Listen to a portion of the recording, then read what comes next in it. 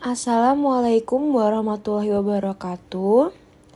Halo teman-teman semua. Perkenalkan, nama saya Davin Kapri Deova Sidki. Di sini saya adalah perwakilan dari kelompok untuk memberikan presentasi dan pembahasan tentang metode uji stabilitas sediaan semi padat atau biasa disebut dengan suspensi. Sebelum kita masuk ke dalam materi, kita bahas terlebih dahulu tentang latar belakangnya. Untuk latar belakang penelitian, penyakit yang kami ambil adalah penyakit diare, di mana penyakit diare itu adalah masalah kesehatan yang kebanyakan terjadi di negara-negara berkembang seperti contohnya di Indonesia. Dilansir dari Kemenkes pada tahun 2012, diare merupakan salah satu penyebab utama angka mortalitas dan morbiditas anak di dunia. Biji pepaya dan umbi rumput teki diformulasikan dalam bentuk suspensi dikarenakan praktis tidak larut dalam air dan dalam bentuk sediaan ini dapat diterima baik oleh para konsumen. Hal yang perlu dipertimbangkan dalam mengembangkan suatu bentuk sediaan suspensi salah satunya adalah suspending agent. Lalu kita masuk ke dalam pembahasannya, di mana metode penelitian ini dilakukan secara dengan penelitian kuantitatif dengan membuat sediaan suspensi ekstrak biji pepaya dan umbi rumput teki, di mana metode yang dilakukan ada uji organoleptik, uji pH, uji berat jenis, uji viskositas, uji sedimentasi, dan juga uji resdispersi.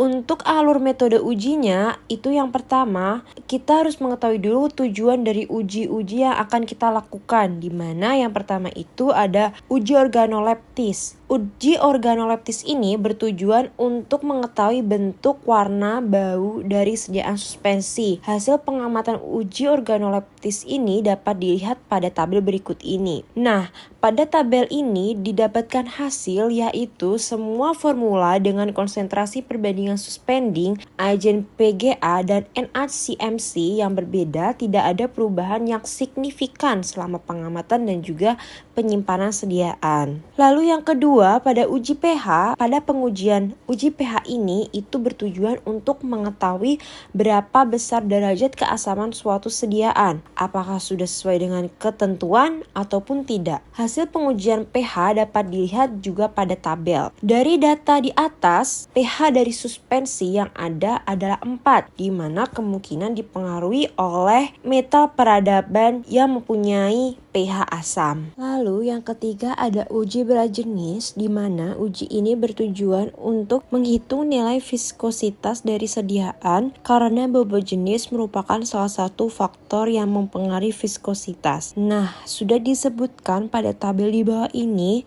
diketahui keempat formula telah memenuhi syarat bobot jenis suspensi yaitu kurang lebih 1,00 gram per mili, karena pada sediaan suspensi ini pembawa yang digunakan berupa air. Lalu yang keempat ada uji viskositas, di mana uji ini bertujuan untuk mengetahui seberapa besar konsistensi sediaan dan menunjukkan kekentalan dari suatu sediaan. Uji ini dilakukan menggunakan alat viskometer Brookfield dengan rotasi perputaran 30 rpm. Hasil pengukuran viskositas sediaan dapat dilihat pada tabel di bawah ini. Lalu yang kelima ada uji sedimentasi, di mana uji ini itu bertujuan untuk mengetahui rasio pengendapan yang terjadi selama penyimpanan dalam waktu tertentu. Hasil pengukuran volume sedimentasi sediaan dapat dilihat pada tabel di bawah ini. Nah, pada penelitian uji sedimentasi ini, volume sedimentasi dicari dengan nilai paling besar